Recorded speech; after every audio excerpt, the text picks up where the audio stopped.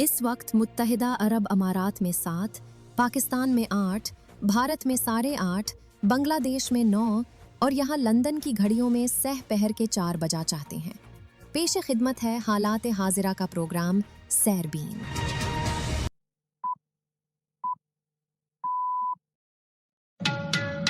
10 जुलाई के सैरबीन से जावेद चौधरी का सलाम।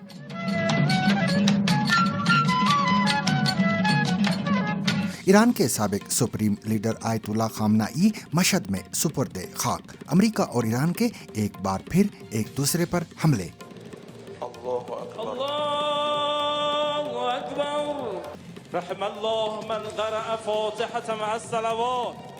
पाकिस्तान के सूबे बलूचिस्तान में 30 पुलिस एहलकारों की हलाकत पर लवाहिकीन का एहतजाजी धरना जारी। जुल्म की भी इंतहा हो, जब इनको मारा उसके बाद इनके चेहरों को बिगाड़ दिया। बात तो ये है वहाँ पे माहौल ऐसा है कि आपको हर किली हर चौराहे पे आपको गम ही गम मिलेगा। रूस में ईंधन का बहरान, अंदरूनी तलब पूरी करने के लिए पहली बार डीजल दरामद करने की तैयारी। मेरे ख्याल में ये परेशानी की बात है क्योंकि हर किसी को लगता है कि पेट्रोल खत्म हो जाएगा।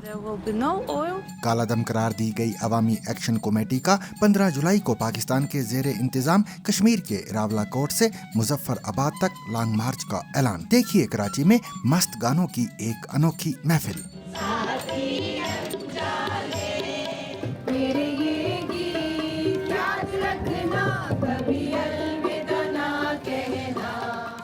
सतलुज फिल्म पर पाबंदी के बावजूद भारतीय पंजाब में अवामी स्क्रीनिंग्स। जसवंत सिंह खालदा की कहानी फिर मौजूए बहस। कुछ अपनी जिंदगी के पुराने दौर नू। इस फिल्म को देखने से मेरी अपनी जिंदगी के एक तकलीफदेह दौर की यादें ताज़ा हो गई हैं। मैंने इसकी कहानी से एक ज़ाती तकलीफ महसूस की है क्योंकि मैं भी इन हालात से गुजरी हूँ। गेमिंग की दुनिया में खवातीन की बढ़ती तादाद, मगर ऑनलाइन हरासानी और तासुबात अब भी बड़ा चैलेंज। मुझे बहुत सी जगहों पर कमतर समझा गया कि मैं जहां अपना माइक ऑन करूंगी तो वो सिर्फ ये समझेंगे कि मैं खराब खेल खेलूंगी, लेकिन फिर मैं हमेशा उनको हराती रही। तो क्या मैं समझती हूँ कि अब ज्यादा खवातीन इसमें शामिल हो रही हैं? यकीनी तौर पर।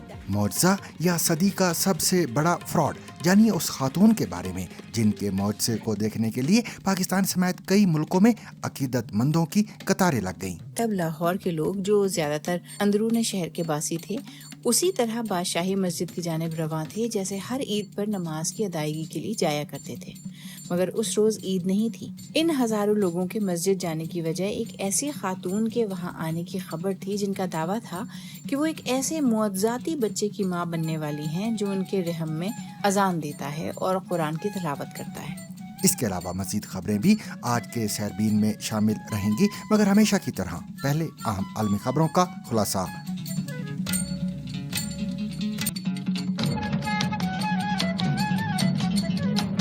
अमेरिका और ईरान ने जुमेरात तक जारी रहने वाले हमलों के तबादले में एक बार फिर एक दूसरे पर हमले किए हैं, जबकि मुबस्सरीन ने आबनाए हुर्मुज़ से गुजरने वाले बहरी जहाज़ों की तादाद में ड्रामाई हद तक कमी की इतला दी है। अमेरिका का कहना है कि उसने 90 फौजी अहदाफ को निशाना बनाया, जिनमें से बाज़ आबनाए हुर्मुज़ के करीब वाक़े थे। ईरान के मुताबिक गुज़िश्ता 2 रोज़ में 14 अफराद हलाक हुए हैं। सरकारी मीडिया ने सूबे के नायब गवर्नर के हवाले से बताया कि बू शहर के जोहरी बिजली घर के करीब वाक़े अहदाफ को भी निशाना बनाया गया है। अमेरिका ने इन ताज़ा हमलों पर अभी तक कोई तबसरा नहीं किया है, जबकि ईरान का कहना है कि उसने जवाबी कार्रवाई में कुवैत, बहरीन और कतर में अमेरिकी तनसीबात को निशाना बनाया है। बाद जुमेरात को तेहरान ने कुवैत, उर्दन और इराक में मजीद मुकामात पर भी हमले किए हैं। आने वाले दिनों में क्या होगा, इस बारे में मिले जुले पैगामात मिल रहे हैं। गुज़िश्ता रोज़ जब सदर ट्रंप से पूछा गया कि जंग वापस हो रही है तो उनका जवाब था, नहीं, मुझे ऐसा नहीं लगता, जो भी होगा बहुत जल्दी ख़त्म हो जाएगा। साथ ही उन्होंने कहा कि ईरान के साथ हालात बदतर होंगे। यहाँ सवाल ये है कि सदर ट्रंप नहीं समझते कि जंग दोबारा हो रही है, लेकिन क्या ईरान उनसे मुत्तफ़िक़ है? तो आगे क्या हो सकता है? हमने माजी में भी देखा है कि जवाबी कार्रवाइयाँ होती हैं और इस तरह के हमले होते हैं, और ये आलमी मईशत के लिए तशवीश की बात है, क्योंकि इसका इन्हिसार इस बात पर है कि आबनाए हुर्मुज़ में क्या हालात हैं। तो सबसे बड़ी फ़िक्र यही है कि जब तक ये तनाज़े जारी है, इसके असरात आलमी मईशत पर नज़र आएंगे। दूसरी जानब ईरान के साबिक सुप्रीम लीडर आयतुल्ला खामनाई की तदफीन के मौके पर मशहद में अवाम की बड़ी तादाद जमा हुई। शुमाल मशरकी ईरान के शहर मशहद की सड़कों पर हज़ारों अफराद ईरानी परचम लहराते हुए मौजूद थे, जबकि बाज़ अफराद ऐसे बैनर्स उठाए हुए थे जिन पर अमरीकी सदर डोनाल्ड ट्रंप के खिलाफ कत्ल की धमकियों पर मबनी नारे दर्ज थे। ईरान के सरकारी खबर रसा इदारे इरना के मुताबिक अली खामनाई की नमाज जनाजा उनके बड़े बेटे मुस्तफ़ा खामनाई ने पढ़ाई, जिसके बाद मुकामी वक्त के मुताबिक रात 10 बजे उनकी तदफीन कर दी गई। आयतुल्ला खामनाई की तदफीन उनकी वसीयत और रिश्तेदारों की तजवीज़ के मुताबिक मशहद में इमाम रज़ा के मज़ार पर की गई है। मशहद का मतलब है जाए मदफन शहीद और इसी मुनासबत से इसे मशहदुल रज़ा कहा जाता है। मशहद में इमाम रज़ा के रोज़े की सदियों पुरानी और तवील तारीख है। ईरान आने वाले 90% गैर मुल्कियों की ईरान आमद का मकसद रोज़ा इमाम की ज़ियारत होता है। याद रहे कि खामनाई 28 फरवरी को ईरान पर अमेरिका और इसराइल के इब्तिदाई हमलों के पहले चंद घंटों के दौरान हलाक हो गए थे।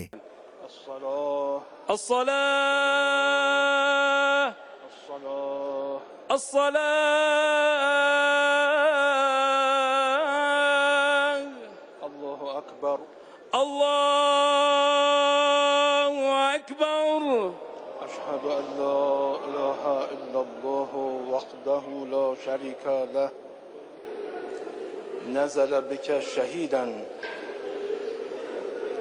وأنت خير منزول به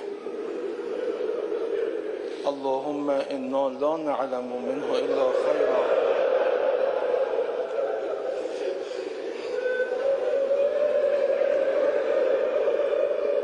وأنت أعلم به منا पाकिस्तान के सूबे बलोचिस्तान के दारुल हुकूमत कोयटा में गुज़िश्ता एतवार से जारी एहतजाजी धरना मग़वी अफराद की बाजियाबी और वज़ीर आला बलोचिस्तान मीर सरफराज बुगटी के साथ मुज़ाकरात के बाद ख़त्म कर दिया गया है, जबकि ज़ियारत में 30 पुलिस एहलकारों की हलाकत के खिलाफ जारी धरना दूसरे रोज़ में दाखिल हो गया है। बलोचिस्तान के ज़िला ज़ियारत में 30 पुलिस एहलकारों के मारे जाने के खिलाफ कोयटा में एहतजाजी धरना दिया जा रहा है। ये धरना क्यों दिया जा रहा है और इसके क्या मकासद हैं, इनके मुतालबात क्या हैं? तफसीलात कोयटा से मोहम्मद काजिम की इस रिपोर्ट में। जिन पुलिस एहलकारों को नामालूम मुसल्लह अफराद ने अगवा के बाद कत्ल किया था, उनकी लाशों को ज़ियारत मुंतकिल करने की बजाय यहाँ कोयटा मुंतकिल किया गया है और इस वक्त उनमें से बाज़ की लाशों के हमरा यहाँ कोयला पाटक इलाके में धरना दिया जा रहा है और यहाँ उनके लवाकिन से हमारी बात हुई। का कहना है कि इस साने की वजह से पूरा ज़ियारत सोग में मुब्तला है। जुल्म की भी इंतहा हो, जब इनको मारा उसके बाद इनके चेहरों को बिगाड़ दिया। बात तो ये है वहाँ पे माहौल ऐसा है कि आपको हर किली हर चौराहे पे आपको गम ही गम मिलेगा। वहाँ पे सारे इंसान जिंदा लाश बने इस टाइम। इन पुलिस एहलकारों को गुज़िश्ता पीर के रोज़ मुसल्लह अफराद ने मांगी के इलाके से अगवा किया था और इस इलाके में पुलिस एहलकारों और मुसल्लह अफराद के दरमियान झड़प भी हुई थी, जिसमें 9 पुलिस एहलकार हलाक हुए। ये पुलिस एहलकार मांगी में मांगी डैम के फ़ेज़ 3 के कंस्ट्रक्शन साइट पे तैनात थे और वहाँ इनको सिक्योरिटी के लिए तैनात किया गया था। इस झड़प के बाद इन पुलिस एहलकारों को अगवा किया गया था और गुज़िश्ता रोज़ इनकी लाशें ज़रगून ग़र के इलाके से मिली थी और फिर उनके लवाकिन और इलाके के लोगों ने इनको गुज़िश्ता शब सिविल अस्पताल कोयटा मुंतकिल किया और उसके बाद अब वो यहाँ धरना दे रहे हैं। उनका कहना है कि जब तक हुकूमत के बाइख्तियार लोग नहीं आते और उनसे मुज़ाकरात नहीं करते, उस वक़्त तक वो लाशों के हमरा ही एहतजाज जारी रखेंगे। हम और कुछ भी नहीं करेंगे। हमारा कातिल कौन है, हमारे बंदू को क्यों कत्ल किया गया, एक। दूसरी बात हमारी ये है कि हमारे इलाके को इन दहशतगर्दों से पाक करें। हम कुछ भी आपसे नहीं चाहते, अमन चाहते हैं। हमारा पुरअमन इलाका, फूल जैसा वतन हमारा ज़ियारत है। इस धरने में शरीक लवाकिन ने हमें बताया कि वो मारे जाने वाले अपने रिश्तेदार पुलिस एहलकारों से राब्ते में थे। वो कोई उनके पास नहीं, वो चीख के बोल रहे हैं कि हमारे पास रोड खत्म हो रहे, भाई हमारी मदद के लिए भेजो। हम अपने भाइयों के साथ राबिते में थे, उनको सिर्फ ये जाबा नहीं, जाबे में पता नहीं 20 दाने थे, 15 दाने थे, कितने थे, और असला उनके साथ था ही नहीं। उन्होंने मुतालबा किया हमें असला भेज दे, हमारे असला ख़त्म होने वाला है, हम अपना मौत आंखों से देख रहे हैं। लेकिन हम कबायली आए, हमारे गाँव के लोग आए कि भाई हमें रास्ता दे, हम हमारे बंदे मासरे में चारों तरफ से खुद भी नहीं जाते थे और हमें भी नहीं छोड़ते। ताहम महकमा दाखिला हुकूमत बलूचिस्तान के तर्जुमान बाबर यूसुफजई का कहना है कि तासुर दुरुस्त नहीं कि जो पुलिस एहलकार थे उनको कुमक फराम नहीं की गई। मुकामी लोगों की शिकायत के तनाजुर में एक आला सतही कमेटी कायम की गई है जो इस वाक़े के हवाले से तमाम पहलुओं का जायज़ा लेगी और 15 दिन के अंदर हुकूमत बलूचिस्तान को अपनी रिपोर्ट पेश करेगी। जहां एक धरना कोयला पाटक पर पुलिस एहलकारों के मारे जाने के खिलाफ दिया जा रहा है, वहां एक और धरना एयरपोर्ट रोड पर गुज़िश्ता इतवार से दिया जा रहा है। ये धरना कोयटा के करीब अन्ना ओड़क के इलाके बबरी में मुसल्लह अफराद के हमले के खिलाफ दिया जा रहा है, जिसमें 5 अफराद मारे गए थे और 11 अफराद को अगवा किया गया है। हमारे जो एरिया में जो लोग आए नामालूम लोग, उनका सफाया, और दूसरा ये कि हमारे जो 11 बंदे उनके यरगमाल में है उनको छुड़ाना और उनको बाजियाब करना। गुज़िश्ता 3-4 रोज़ के दौरान बलूचिस्तान के 3 इलाकों में बड़े वाक़यात पेश आए। इनमें से एक बबरी का वाक़या था, उसके बाद ज़ियारत का वाक़या पेश आया, और गुज़िश्ता रोज़ ज़िला लसबिला में जाऊ किरास पे सिक्योरिटी फोर्सेस पे हमला किया गया। इन वाक़यात के हवाले से फ़ौज के ताल्लुकात आम्मा ISPR के सरबराह लेफ्टिनेंट जनरल अहमद शरीफ ने इस्लामाबाद में जो प्रेस कॉन्फ्रेंस की, उन्होंने बताया कि इन वाक़यात में सिविलियन और सिक्योरिटी एहलकारों समेत 42 अफराद मारे गए, जबकि सिक्योरिटी फोर्सेस की कार्रवाई में मजमूई तौर पर 54 शिदत पसंद और अस्करियत पसंद मारे गए। वज़ीर आला बलूचिस्तान मीर सरफराज बुगटी ने इस वाक़े के बाद ख़ुद ज़ियारत का दौरा किया और उन्होंने ये यकीनदानी कराई है कि ज़ियारत और अन्ना ओड़क में जो सानियात पेश आए उनके ज़िम्मेदारों को कैफर किरदार तक पहुँचाया जाएगा। रूस में यूक्रेन के मुसलसल ड्रोन हमलों के बाइस तेल साफ करने वाली तनसीबात मुतासिर होने के बाद मुल्क भर में कई पेट्रोल पंप्स पर ईंधन की किल्लत पैदा हो गई है। अवामी नाराजगी में इजाफे के बाद रूसी हुकूमत ने डीजल की बरामद पर पाबंदी आयद कर दी है, जबकि अंदरूनी तलब पूरी करने के लिए पहली बार डीजल दरामद करने की तैयारी भी की जा रही है।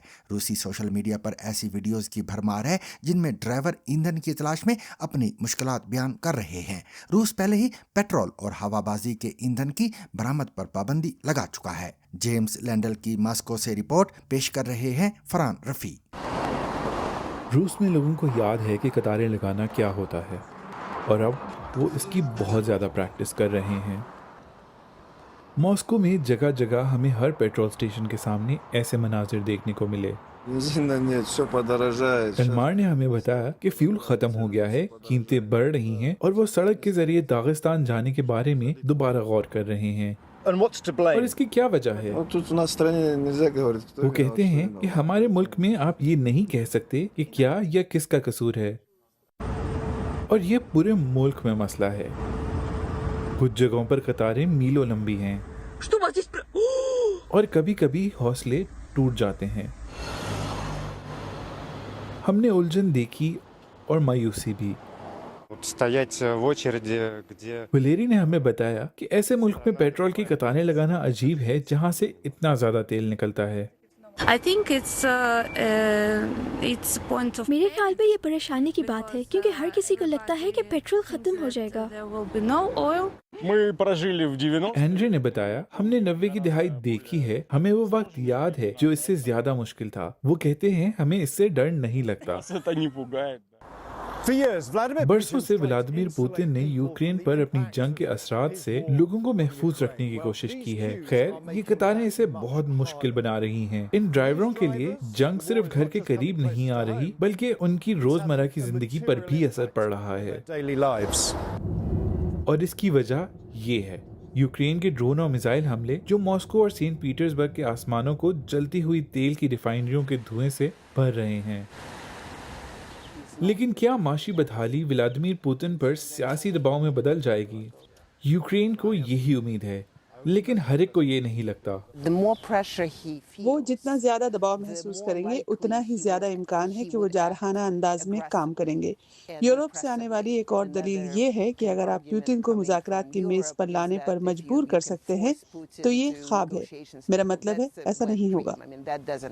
فی الحال ایسا لگتا ہے کہ روسی صدر زیادہ زور لگا رہے ہیں، فوجی لباس پہن کر کمانڈروں کو بریفنگ دے رہے ہیں۔ ان کے ترجمان کا اصرار ہے کہ روس امن معاہدے کو ترجیح دے گا، لیکن اس دوران ان کا کہنا ہے کہ ہم اپنے مقاصد کے مکمل حصول تک اپنی خصوصی فوجی کارروائی جاری رکھے ہوئے ہیں۔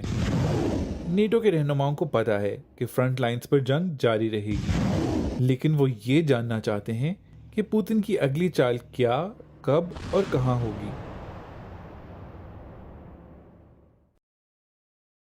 پاکستان کے زیر انتظام کشمیر میں کالعدم قرار دی جانے والی جموں کشمیر جوائنٹ عوامی ایکشن کمیٹی نے اپنے مطالبات کے حق میں 15 جولائی کو راولاکوٹ سے مظفر آباد کی جانب لانگ مارچ کرنے کا اعلان کیا ہے۔ تنظیم نے اس سے قبل 9 جون کو بھمبر سے لانگ مارچ شروع کیا تھا، تاہم راولاکوٹ پہنچنے پر انتظامیہ نے شرکاء کو آگے بڑھنے سے روک دیا تھا۔ اس کے بعد سے لانگ مارچ کے شرکاء راولاکوٹ کے نواحی علاقے دریک عیدگاہ میں دھرنا دیے ہوئے ہیں۔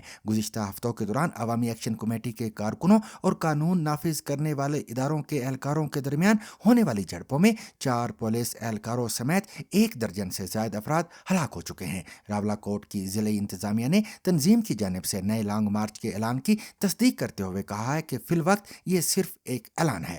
انتظامیہ کا کہنا ہے کہ جب شرکاء عملی طور پر لانگ مارچ شروع کریں گے تو اس صورتحال کا جائزہ لیا جائے گا۔ ضلعی حکام کا یہ بھی کہنا ہے کہ اس مرحلے پر لانگ مارچ کی اہمیت اس کے عملی آغاز کی بجائے محض اعلان تک محدود ہے۔ مہینے بھر کی پریشانیاں بھلانے کے لیے کراچی کی چند خواتین موسیقی کی ایک انوکھی محفل کے لیے جمع ہوتی ہیں، جہاں سب مل کر گانے گاتے ہیں۔ اس محفل نے انہیں نہ صرف نئی دوستیاں دی ہیں بلکہ اپنے جذبات کے اظہار کے لیے ایک محفوظ اور خوشگوار جگہ بھی فراہم کی ہے۔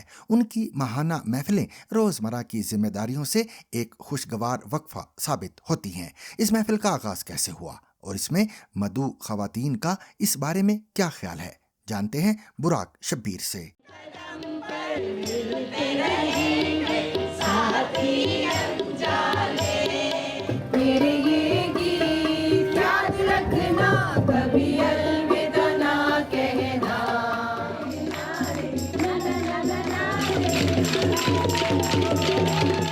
اب ہم نے سب کچھ اپنی ذمہ داریاں پوری کر دی، اب ہمارا وقت ہے تو ہم نے جینا ہے۔ یہاں پر سب کے ساتھ مل کے آواز بلند گانا، ہم لوگ سب باتھ روم سنگرز ہیں تو جو ہے مطلب یہاں کے سب کے ساتھ مل کے بہت مزہ آتا ہے۔ وہی اپنی اسٹریسفل لائف سے نکل کے لوگ آتے ہیں یہاں پہ، میں ایک جنرل بات کر رہی ہوں، اور آ کے سب بہت انجوائے کرتے ہیں۔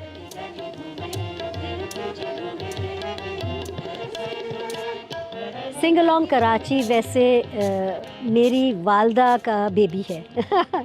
میری والدہ پاکستان امریکن کلچر سینٹر میں ایک فری کلاس کیا کرتی تھی ہفتے میں 2 دن، جس کو کوئی بھی جوائن کر سکتا تھا۔ اس کے بعد جب میری والدہ وہاں سے ریٹائر ہوئی 2007 یا 8 میں، ظاہر ہے یہ چیز بھی ختم ہوئی اس لیے کہ جگہ ان کا دفتر تھا جہاں پہ یہ کلاس ہوتی تھی۔ پھر میرے پاس ایک جگہ تھی جہاں پہ میں کام کر رہی تھی، تو وہاں پہ میں نے امی سے کہا کہ آپ کیوں نہیں یہاں پہ کچھ کرتی۔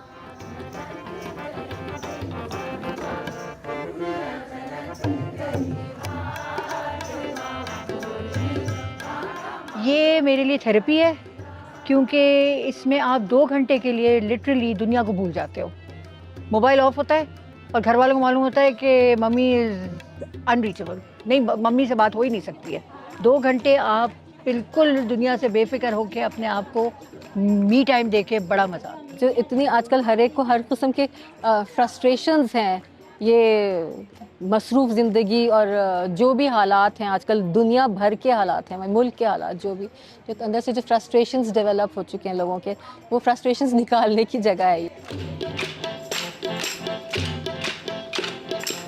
جو ماحول ہے نا، جو کہ ہم شادی بیاہ میں ہمیں ملتا ہے اور جہاں پر ہم خود گا رہے ہوتے ہیں، وہ ماحول یہاں پر تھا، بیکاز شادیوں میں اب تو گانے بھی لوگ نہیں گاتے ہیں، شادیوں میں ڈانس اسٹارٹ ہو جاتے ہیں. سو وہ بھی ایک فیکٹر ہے کہ وہ دیٹ گھریلو انوائرمنٹ از ہیئر.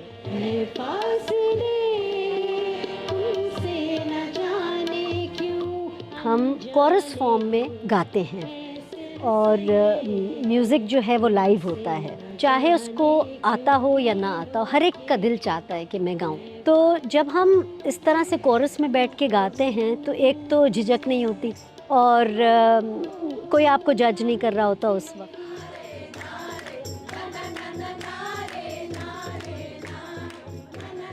وہ ایج کے لوگ ہیں جن کو اس بات کی فکر نہیں ہے. اب اس ینگ ایج جس میں ذرا وہ ہوتا ہے کہ جو ہے یہ کیا کر رہی ہے اور کیا نہیں کر رہی ہے. ہماری ایج تک آتے کے ساتھ ہی یا ایٹ اے سرٹن ایج تک آتی کوئی فرق نہیں پڑتا. اب ہم نے سب کچھ اپنی ذمہ داریاں پوری کر دی، اب ہمارا وقت ہے تو ہم نے جینا ہے. اب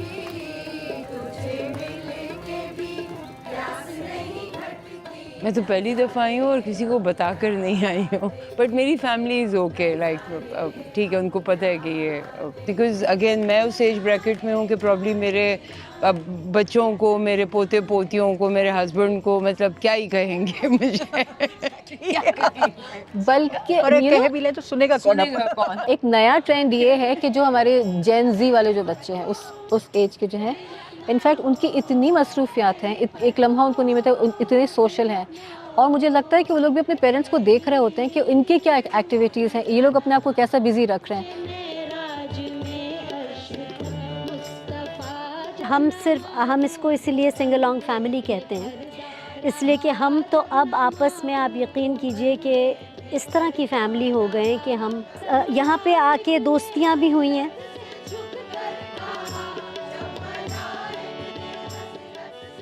اتنے سالوں سے ہم لوگ کر رہے ہیں ایک ساتھ، تو ایک فیملی کی طرح بن گئی ہے. اس لیے ہم لوگ جو ہے اس میں یوزلی دھمال بھی کرتے ہیں، تو وہ تو مسٹ ہوتا ہے. دھمال کے بغیر تو یہ اینڈ ہوتی نہیں ہے محفل.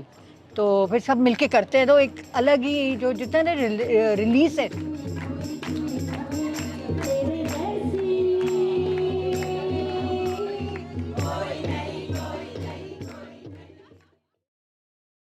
بھارت کے پنجاب میں خالصتان تحریک کے پرتشدد دور میں لاپتہ ہونے والے افراد کی کہانی پر مبنی فلم ستلج کو OTT پلیٹ فارم سے ہٹائے جانے کے بعد اس پر بحث ختم نہیں ہوئی. مختلف علاقوں میں اب اس فلم کی غیر سرکاری عوامی سکریننگز کی جا رہی ہیں. فلم انسانی حقوق کے کارکن جسونت سنگھ کالرا کی زندگی پر مبنی ہے، جنہیں 1995 میں مبینہ طور پر پولیس اپنے گھر سے لے گئی تھی اور وہ پھر کبھی واپس نہ آئے. فلم میں ان کا کردار دلجیت دوسانجھ نے ادا کیا ہے، جبکہ اس کی کہانی نے ایک بار پھر پنجاب کے اس حساس باب اور اظہار رائے کی آزادی پر نئی بحث چھیڑ دی ہے. مزید تفصیلات دلی سے مہتاب عالم کی اس رپورٹ میں. انڈین شہر موگا کے ایک گردوارے میں منگل کو ستلج فلم دیکھنے آئی بلوندر کور خاصی جذباتی ہیں. ان کا کہنا ہے کہ سن 1989 میں ان کے شوہر لاپتہ ہو گئے تھے اور آج تک ان کے بارے میں کچھ معلوم نہیں ہوا. کچھ اپنی زندگی دے پرانے دور نو. اس فلم کو دیکھنے سے میری اپنی زندگی کے ایک تکلیف دہ دور کی یادیں تازہ ہو گئی ہیں. میں نے اس کی کہانی سے ایک ذاتی تکلیف محسوس کی ہے کیونکہ میں بھی ان حالات سے گزری ہوں. میرے شوہر سال 1989 میں غائب ہو گئے تھے اور آج تک مجھے پتہ نہیں چلا کہ ان کے ساتھ ہوا کیا تھا یا وہ کہاں گئے، اور نہ ہی مجھے ان کی لاش ملی. اس لیے میں یہ فلم دیکھنا چاہتی تھی. میں نے محسوس کیا کہ اس کی کہانی کسی نہ کسی طرح سے ایسے لوگوں کے درد اور تجربوں کی عکاسی کرتی ہے جو اپنے سوالوں کے جواب تلاش کرنے میں دہائیاں گزار چکے ہیں. دوسری جانب گرداسپور کے گاؤں میں فلم دیکھنے آئے لوگوں نے ستلج پر پابندی کو لے کر سوال اٹھایا. اس گاؤں میں فلم دکھانے والے ایک نوجوان نے BBC کو بتایا کہ ہمارا مقصد یہ ہے کہ لوگ جان سکیں پنجاب کے معصوم نوجوانوں کو ان کے گھروں سے اغوا کر کے قتل کیا گیا اور جسونت سنگھ کالرا نے ان کے لیے انصاف کی لڑائی لڑی. فلم دیکھنے والے ایک دوسرے شخص لوپریت سنگھ نے BBC کو بتایا کہ انہوں نے اپنا سارا کام وقت سے پہلے مکمل کر لیا کیونکہ وہ واقعی یہ فلم دیکھنا چاہتے تھے. میں اپنے سارے کام کر چھڈ کے اپنا کام ختم کرنے کے بعد میں خاص طور پر اسے دیکھنے یہاں آیا ہوں. یہ فلم کبھی سنیما ہالز میں نہیں دکھائی گئی. اگر یہ تھیٹرز میں ریلیز ہوتی تو میں اسے پہلے دن پہلے شو میں ضرور دیکھتا. ہم سمجھتے ہیں کہ حکومت کو چاہیے کہ فلم کو دوبارہ ریلیز کرے. اسے صرف OTT پلیٹ فارمز تک محدود کرنے کے بجائے یہ فلم تھیٹر میں ریلیز ہونی چاہیے تاکہ لوگ اسے سنیما ہالز میں دیکھ سکیں. فلم کے لیڈ ہیرو دلجیت دوسانجھ نے بھی اپنے انسٹاگرام لائیو پر مختلف مقامات پر فلم کی عوامی نمائش کی حمایت کی ہے. انسٹاگرام لائیو پر شامل ہونے والے بہت سے صارفین سے مخاطب ہوتے ہوئے انہوں نے کہا کہ فلم اب رکنے والی نہیں ہے، یہ فلم عوام تک پہنچ چکی ہے. تاہم فلم کے ہدایت کار حنیت ریحان نے اپیل کی ہے کہ فلم ڈاؤن لوڈ کر نہ دیکھیں. انہوں نے کہا کہ لوگوں کو صبر کرنا چاہیے، فلم ان تک واپس آئے گی. لیکن اس کے باوجود بڑی تعداد میں لوگ، تنظیمیں اور نوجوان مختلف مقامات پر اس فلم کی نمائش کا انتظام کر رہے ہیں. راجونت سنگھ مال، جو موگا کے گرودوارے میں فلم کی نمائش کے منتظم ہیں، کہتے ہیں اگر فلم کو غیر قانونی انداز میں دکھانے پر ہمارے خلاف کوئی کارروائی ہوتی ہے تو ہم اس کے لیے تیار ہیں. ایک نئی تحقیق کے مطابق دنیا بھر میں گیمرز کی مجموعی تعداد میں تقریباً آدھی خواتین پر مشتمل ہے. لیکن اس بڑھتی ہوئی نمائندگی کے باوجود بہت سی خواتین کا کہنا ہے کہ گیمنگ کی دنیا میں انہیں اب بھی صنفی تعصبات، دقیانوسی تصورات اور آن لائن ہراسانی جیسے مسائل کا سامنا کرنا پڑتا ہے. تحقیق سے یہ بھی ظاہر ہوتا ہے کہ بہت سی خواتین اپنی شناخت چھپانے یا مخصوص آن لائن ماحول سے دور رہنے پر مجبور ہو جاتی ہیں. اس بارے میں ایمان محمد کی رپورٹ پیش کر رہی ہیں عالیہ نازکی. کئی دہائیوں سے ایسا تصور رہا ہے کہ گیمنگ پر صرف مردوں کی اجارہ داری ہے، لیکن گیمنگ اینالیٹکس کمپنی نیوزو کے نئے اعداد و شمار سے پتہ چلتا ہے کہ خواتین اب گیمنگ کی عالمی آڈینس کا ایک اہم حصہ بن چکی ہیں. نیوزو سالانہ تحقیق کرتی ہے جس میں دنیا کی 36 مارکیٹوں میں سے تقریباً 74,000 افراد شامل کیے جاتے ہیں، اور 2026 کے اعداد و شمار بتاتے ہیں کہ آن لائن خواتین کی 76% آبادی گیمنگ کرتی ہے، اور مجموعی طور پر خواتین عالمی پلیئر بیس کا 46% حصہ ہیں. لہٰذا یہاں اہم بات یہ ہے کہ حقیقی طور پر خواتین کھلاڑی کمرشلی ایکٹیو سامعین کے ایک بڑے حصے کی نمائندگی کرتی ہیں. خواتین کی گیمنگ میں زیادہ شمولیت کے باوجود اسٹیریوٹائپس موجود ہیں. مجھے بہت سی جگہوں پر کم تر سمجھا گیا کہ میں جہاں اپنا مائک آن کروں گی تو وہ صرف یہ سمجھیں گے کہ میں خراب کھیل کھیلوں گی، لیکن پھر میں ہمیشہ ان کو ہراتی رہی. تو کیا میں سمجھتی ہوں کہ اب زیادہ خواتین اس میں شامل ہو رہی ہیں؟ یقینی طور پر. اس کی ایک مثال خواتین اسٹریمرز، خواتین گیمنگ کنٹینٹ کریٹر میں اضافہ ہے، اور ویلورینٹ جیسے گیمز میں بھی جہاں انہوں نے خواتین کی صلاحیتوں کا مظاہرہ کرنے کے لیے پروفیشنل ای اسپورٹس سین بنایا ہے. بہت سی ایشیائی مارکیٹس میں خواتین گیمنگ آبادی کا ایک بڑا حصہ ہیں، اور موبائل گیمنگ پورے خطے میں خواتین کی گیمنگ میں شرکت میں مدد فراہم کرتی ہے، اور مشرق وسطیٰ میں وہ ای اسپورٹس میں بھی زیادہ نظر آنے لگی ہیں، خاص طور پر سعودی عرب اور متحدہ عرب امارات میں، جہاں مسابقتی گیمنگ مسلسل ترقی کر رہی ہے. لیکن جبکہ خواتین پہلے سے کہیں زیادہ گیمز کھیل رہی ہیں، برطانیہ کی ناٹنگھم ٹرینٹ یونیورسٹی کی ایک اسٹڈی سے پتہ چلا ہے کہ خواتین گیمرز غیر متناسب طور پر ہراسانی اور صنفی تعصب کا شکار ہوتی ہیں.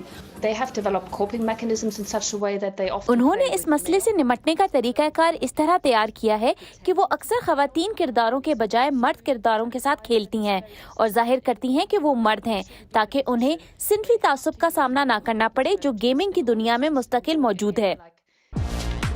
اس طرح کی خواتین کے مزید مرکزی کرداروں اور رول ماڈلز کے لیے آوازیں اٹھ رہی ہیں جن کی طاقت اور صلاحیتوں کو ان کی ظاہری شکل سے زیادہ اہمیت دی جاتی ہے. بہت سوں کے لیے یہ گیمنگ کی سپیسز کو ہر کسی کے لیے ویلکمنگ بنانے کی جانب ایک اہم قدم ہے. 70 کی دہائی میں ایک ایسی خاتون دنیا گھومتے ہوئے پاکستان پہنچی جن کے رحم مادر سے آذان اور آیات کی آواز سننے کے لیے عقیدت مندوں کی قطاریں لگ گئیں. پورا معاملہ کیا تھا؟ سنیے آج ZBC ریڈز میں سمرا فاطمہ کی زبانی. سن 1970 کے موسم گرما میں لاہور میں اس روز جشن کا سما تھا، بلکہ 75 سالہ وکیل اور دانشور لیاقت علی کے بقول عید کے دن کی صورتحال تھی.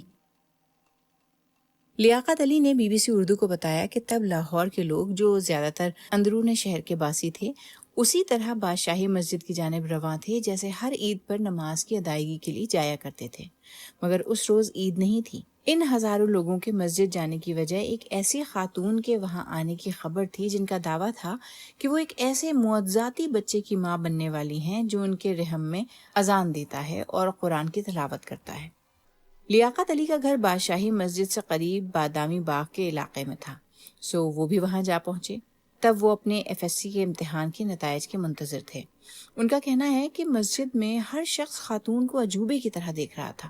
سب کی کوشش تھی کہ وہ ان کے پاس پہنچیں اور قریب سے دیکھیں تاکہ وہ یہ منظر بعد میں فخریہ طور پر بیان کر سکیں۔ لیاقت علی کے بقول وہاں موجود لوگ اسے باعث ثواب اور باعث نجات بھی سمجھتے تھے۔ ہمارا نسبتاً لڑکپن تھا، سو دھکم پیل میں ہم بھی ان کے پاس پہنچنے میں کامیاب ہو گئے تھے۔ وہاں علماء کرام بھی تھے، سب بڑے خوش تھے اور تاثر دے رہے تھے کہ گویا خاتون کا دعویٰ درست ہے۔ یہ خاتون انڈونیشیا کے ایک مسلم اکثریت والے صوبے آچے سے تعلق رکھنے والی 23 سالہ کت زہرا فونا تھیں، جو مئی 1970 کے آغاز میں ہونے والے اپنے بین الاقوامی دورے میں جاپان، ملیشیا اور جرمنی کے بعد پاکستان آئی تھیں۔ خاتون کا دعویٰ تھا کہ وہ گزشتہ 1 سال سے حاملہ ہیں اور ان کے معجزاتی بچے کی پیدائش 2 سالہ حمل کے بعد مکہ مکرمہ میں ہوگی۔ امریکی اخبار نیو یارک ٹائمز میں چھپی خبر رساں ادارے رائٹرز کی خبر کے مطابق فونا نے اپنے ان دعووں کا آغاز 1969 میں آنچے میں اپنے گھر سے کیا تھا، لیکن اس وقت ان پر زیادہ توجہ نہیں دی گئی۔ فونا زہرا اور ان کے شوہر شریف الدین، جو ایک تاجر تھے، انڈونیشیا کے دارالحکومت جکارتا کے مضافاتی علاقے میں ایک چھوٹے سے کرائے کے مکان میں منتقل ہو گئے۔ اس دور کے اخبارات سے علم ہوتا ہے کہ ہر روز لوگ ان کے گھر کے باہر لمبی قطاریں بنائے جھلسا دینے والی دھوپ میں صرف ایک امید کے ساتھ گھنٹوں انتظار کرتے تھے کہ شاید انہیں بھی زہرا کے پیٹ پر کان رکھ کر اس آواز کو سننے کا موقع مل جائے جسے خاتون اور ان کے شوہر معجزاتی بچے کی آواز قرار دے رہے ہیں۔ ایک انڈونیشیائی صحافی نے تو قرآن مجید کی آیات کی ایسی ریکارڈنگ بھی تیار کی جس سے بظاہر محسوس ہوتا تھا کہ آواز خاتون کے جسم کے اندر سے آ رہی ہے۔ مورخ انہار گونگونگ نے ایک اخبار دی تک نیوز کو بتایا کہ اس زمانے میں مجلس علماء انڈونیشیا کے بانی بویا ہمکا کا کہنا تھا کہ اگر خدا چاہے تو ہر چیز ممکن ہے اور زہرا کے بدن میں موجود بچے کا معاملہ بھی اسی نوعیت کا ہو سکتا ہے۔ تاہم ساتھ ہی شک کا اظہار بھی کیا کہ رحم مادر میں موجود کوئی بچہ قرآن کی تلاوت کیسے کر سکتا ہے۔ اس خبر کے پھیلنے سے انڈونیشیا کے نائب صدر اور وزیر خارجہ آدم ملک اور پھر صدر سوہارتو جیسے اعلیٰ حکام بھی اس پر یقین کرنے لگے۔ زہرا 3 بار انڈونیشیا کے صدارتی محل گئیں۔ صدارتی محل کے ایک ترجمان نے دعویٰ کیا کہ جنرل سوہارتو نے خود اس بچے کو اپنی ماں کے بدن میں دعا پڑھتے سنا۔ فونا کے پاس تصاویر کا ایک بڑا ذخیرہ موجود تھا جن میں اعلیٰ سرکاری شخصیات اور عوام کے ہجوم کے ساتھ ان کی تصاویر شامل تھیں۔ رائٹرز کے مطابق ان میں ایک تصویر ایسی بھی تھی جس میں وہ جنرل سوہارتو کی رہائش گاہ میں ایک قالین پر لیٹی ہوئی تھیں۔ ان کا پیٹ نمایاں تھا، گویا وہ کسی مقدس شے کی نمائش کر رہی ہوں، جبکہ سوہارتو کی اہلیہ ان پر ہاتھ رکھے ہوئے تھیں اور صدر سوہارتو ان کے پاس آلتی پالتی مار کر بیٹھے ہوئے تھے۔ دی تک نیوز کے مطابق حتیٰ کہ ملیشیا کے سابق وزیر اعظم تنکو عبد الرحمان بھی اس بات پر یقین رکھتے تھے کہ رحم مادر میں موجود یہ بچہ قرآن مجید کی تلاوت کر سکتا ہے۔ اس دعوے سے جکارتا کے محکمہ صحت کے سربراہ ڈاکٹر ہرمن سوسیلو نے اختلاف کیا۔ ڈاکٹر ہرمن نے واضح کیا کہ رحم مادر کے پانی میں موجود بچہ قرآن مجید کی تلاوت نہیں کر سکتا کیونکہ وہ نہ اپنا منہ کھول سکتا ہے اور نہ ہی معمول کے مطابق سانس لے سکتا ہے، اس لیے اس کے لیے آواز پیدا کرنا ممکن ہی نہیں ہے۔ اس اختلافی موقف کی وجہ سے ڈاکٹر ہرمن کو روپوش ہونا پڑا کیونکہ اس دعوے پر اندھا یقین رکھنے والے لوگوں نے انہیں قتل کی دھمکیاں دینا شروع کر دیا تھا۔ انڈونیشیا کے وزیر خارجہ آدم ملک نے تو اپنا کان زہرا فونا کے پیٹ پر رکھ کر آواز سننے کی کوشش بھی کی۔ آدم ملک نے کہا کہ میں معجزات پر یقین رکھتا ہوں کیونکہ میں خدا پر ایمان رکھتا ہوں۔ آدم ملک ہی کے ذاتی تعارفی خط کے ساتھ فونا اور ان کے شوہر نے جاپان، ملیشیا، مغربی جرمنی اور پاکستان کا سفر کیا۔ انہوں نے خط میں لکھا تھا کہ وہ اپنے ابھی پیدا نہ ہونے والے بچے کی خواہش پر دنیا کا سفر کر رہی ہیں۔ اس خط میں غیر ممالک سے درخواست کی گئی تھی کہ وہ خاتون کی مہمان نوازی کریں۔ فونا اور ان کے شوہر نے مئی میں 2 ماہ کے غیر ملکی دورے کا آغاز کیا اور وہ جولائی میں واپس انڈونیشیا لوٹے۔ خبر رساں ادارے رائٹرز کے مطابق انڈونیشیا واپسی کے بعد ان کی شہرت تیزی سے پھیلی۔ ان کے خستہ حال گھر پر زائرین کا تانتا مندھا رہتا تھا، جن میں سے بہت سے لوگ انہیں رقم اور تحائف پیش کرتے تھے۔ میاں بیوی کا اصرار تھا کہ ان کے بدن میں موجود بچے نے انہیں ہدایت دی ہے کہ وہ کسی سے رقم قبول نہ کریں۔ وہ بظاہر سادہ اور معمولی معیار زندگی برقرار رکھے ہوئے تھے اور ان کا کہنا تھا کہ بیرون ممالک سفر کے اخراجات ان کے والدین نے برداشت کیے تھے۔ رائٹرز کے مطابق انڈونیشیا کے دیہاتی علاقے کی اس نوجوان خاتون نے 19 ماہ تک یہ تاثر قائم رکھا۔ 13 اکتوبر 1970 کو مبینہ طور پر سہارتو کی اہلیہ کے کہنے پر ڈاکٹروں نے زہرا کا طبی معائنہ مقرر کیا، مگر انہوں نے معائنہ کروانے سے انکار کر دیا۔ زہرا کا کہنا تھا کہ ان کے بدن میں موجود بچے نے خود معائنہ کروانے سے منع کیا ہے۔ ان کے رشتہ داروں کے مطابق بدن میں موجود بچے نے انہیں حکم دیا تھا کہ وہ پہلے 40 مساجد میں جا کر عبادت کریں۔ بعد ازاں ہونے والے طبی معائنے سے معلوم ہوا کہ ان کے رحم میں کوئی بچہ تھا ہی نہیں۔ خبر رساں ادارے ایسوسی ایٹڈ پریس نے لکھا کہ طبی ماہرین نے جکارتا کے مرکزی ہسپتال میں زہرا کا معائنہ کیا اور یہ نتیجہ اخذ کیا کہ وہ اپنے پیٹ کے عضلات کو غیر معمولی طور پر پھیلا کر حمل کا ڈھونگ رچا رہی تھیں۔ تاہم ڈاکٹروں کے ایسے شواہد بھی ملے جن سے اندازہ ہوتا تھا کہ زہرا نے چند ماہ پہلے کسی وقت ایک بچے کو جنم دیا تھا۔ انڈونیشیا کی قومی لائبریری کی ایک پوسٹ سے پتہ چلتا ہے کہ جب عوام میں شکوک و شبہات بڑھنے لگے تو زہرا فونا اپنے ایک بھتیجے کے ساتھ فرضی نام استعمال کرتے ہوئے انڈونیشیا کے دوسرے بڑے شہر سوربایا سے ایک پرواز کے ذریعے انڈونیشیا کے شہر بنجارماسن فرار ہو گئیں۔ بالآخر پولیس، جس کی قیادت بریگیڈیئر جنرل عبدالحمید سواسونو کر رہے تھے، انہوں نے زہرا کا سراغ بنجارماسن سے تقریباً 14 کلومیٹر دور ایک گاؤں میں لگایا اور پھر انہیں تلاش کر لیا۔ پولیس نے زہرا کے لباس میں ایک کیسٹ پلیئر برآمد کیا۔ یہ ننھا سا ٹیپ ریکارڈر، جس کا حجم محض 13 بائی 7 بائی 2 سینٹی میٹر تھا، ان کے پیٹ کے مصنوعی ابھار کے نیچے چھپا ہوا تھا۔ تب انڈونیشیا میں ویسا ٹیپ ریکارڈر ایک نسبتاً نئی ٹیکنالوجی تھی اور عوام کی اکثریت ریڈیو ٹیلی ویژن سے ہی واقف تھی۔ پولیس نے ٹیپ ریکارڈر کے ساتھ وہ کیسٹس بھی قبضے میں لے لیں جن میں بچے کے رونے کی آواز اور قرآن مجید کی آیات اور تلاوت کی ریکارڈنگز موجود تھیں۔ بعد میں غیر ملکی صحافی جنہوں نے فونا کا انٹرویو کیا تھا، انہوں نے رپورٹ کیا کہ بچے کی ہر گفتگو کے درمیان وہ کمرے سے باہر چلی جاتی تھی۔ اس صحافی نے قیاس کیا کہ وہ اس دوران اپنی ٹانگوں کے درمیان بندھے ہوئے ٹیپ ریکارڈر کی ریل بدلنے جایا کرتی تھیں۔ یہ حقائق سامنے آنے کے بعد عوام میں شدید غم و غصہ پھیل گیا۔ لوگ حیران، مایوس اور مشتعل تھے۔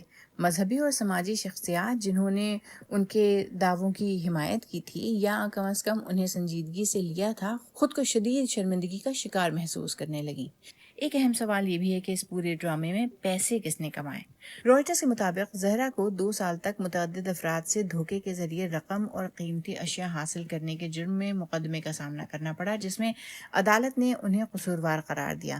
زہرا اور ان کے شوہر کو مختصر عرصے کے لیے گرفتار کر کے جیل بھیج دیا گیا، تاہم کسی شخص نے ان کے خلاف باقاعدہ مقدمہ درج نہیں کروایا، شاید اس لیے کہ کوئی بھی یہ اعتراف نہیں کرنا چاہتا تھا کہ وہ اس دھوکے کا شکار ہوا۔ چنانچہ بالآخر میاں بیوی کو رہا کر دیا گیا۔ اس کے بعد وہ عوامی منظرنامے سے غائب ہی ہو گئے اور رفتہ رفتہ ان کے نام اخبار کی سرخیوں سے بھی غائب ہو گئے اور پھر لوگوں کی یادداشت سے بھی۔ جن اخبارات اور ریڈیو اسٹیشنز نے ابتدا میں اس افواہ کو پھیلانے میں اہم کردار ادا کیا تھا، بعد میں انہی میں سے چند نے اس فریب کو بے نقاب بھی کیا، لیکن اس سے پہلے وہ اس سنسنی خیز کہانی سے خوب مالی فائدہ اٹھا چکے تھے۔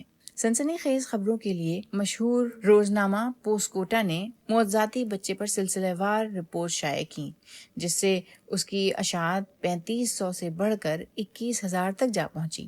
بعد ازاں جب زہرا کا دعوے پر شکوک و شبہات پیدا ہونے شروع ہو گئے، تب بھی اخبار نے اس کہانی کو زیادہ سے زیادہ تجارتی فائدہ حاصل کرنے کے لیے جاری رکھا۔ دیگر اخبارات نے بھی اس واقعے کو نمایاں کوریج دی۔ اگرچہ اس واقعے سے کوئی بڑا معاشی نقصان نہیں ہوا، لیکن اس نے قومی قیادت کے وقار کو ضرور نقصان پہنچایا، کیونکہ ملک کے اعلیٰ ترین عہدیدار غیر معقول اور بے بنیاد دعوے کے فریب میں آ گئے تھے۔ ترقی پسند دانشور صحافی اور ادیب سبت حسن نے روزنامہ ڈان کو ایک انٹرویو میں بتایا تھا کہ زہرا فونا کو پاکستان میں بھی بہت سے مداح، وزراء اور سیاستدان میسر آ گئے تھے اور انہیں غیر معمولی شہرت حاصل ہوئی تھی۔ سبت حسن نے کہا کہ یہ کوئی اتفاق یا انفرادی واقعہ نہیں تھا، بلکہ ایک وسیع تر سماجی رجحان کی علامت تھی۔ لیاقت علی، جو لیاقت علی ایڈوکیٹ کے نام سے مشہور ہیں، بتاتے ہیں کہ یہ جنرل یحییٰ خان کے مارشل لاء کا دور تھا۔ ان کا کہنا ہے کہ ہر دور میں ہماری حکمران اشرافیہ لوگوں کو بیوقوف بنانے کے لیے، سیاسی دباؤ کم کرنے کے لیے ایسی چیزوں کو پھیلاتی ہے اور ان کی سرپرستی کرتی ہے۔ زہرا فونا کو بھی انتظامیہ نے پروٹوکول دیا اور سہولیتیں فراہم کی۔ پاکستانی ماہر تعلیم، کالم نگار اور محقق ڈاکٹر ناظر محمود اس واقعے کے وقت 6 سال کے تھے۔ BBC سے بات کرتے ہوئے ان کا کہنا تھا کہ انہوں نے اپنے والد، ترقی پسند سیاسی کارکن اور ٹریڈ یونین کے سرگرم رہنما رشاد محمود سے اس بارے میں ضرور سنا تھا۔ ڈاکٹر ناظر کے مطابق ان کے والد نے انہیں بتایا تھا کہ لوگوں کی قطاریں لگ گئیں زیارت کو اور یہ تماشا کئی دن تک چلتا رہا تھا۔ وہ سیاسی کارکن تھے اور نیشنل عوامی پارٹی ولی خان گروپ سے تعلق رکھتے تھے۔ انہوں نے واضح طور پر اس واقعے سے متعلق تو ایسا نہیں کہا کہ یہ سرکاری سرپرستی میں منعقد کیا گیا ہو یا اس کا کوئی ثبوت ہو، لیکن ان کا یہ کہنا ضرور تھا کہ ایسا ہوتا رہتا ہے کہ عوام کی توجہ ہٹانے کے لیے ایسے شوشے چھوڑ دیے جاتے ہیں۔ وہ بمبئی سے تھے اور ان کا کہنا تھا کہ وہاں بھی ایسے واقعات سامنے آتے رہتے تھے کہ کبھی کسی مورتی کی آنکھ سے آنسو ٹپکنے لگے یا کسی شیولنگ سے خون بہنا شروع ہو گیا وغیرہ۔ اور سامعین، اس کے ساتھ ہی آج کا سیربین بھی اپنے اختتام کو پہنچا۔ مجھے اور میری پوری ٹیم کو کل تک کے لیے اجازت دیجیے، لیکن اجازت لینے سے قبل اب تک کی خاص خبریں۔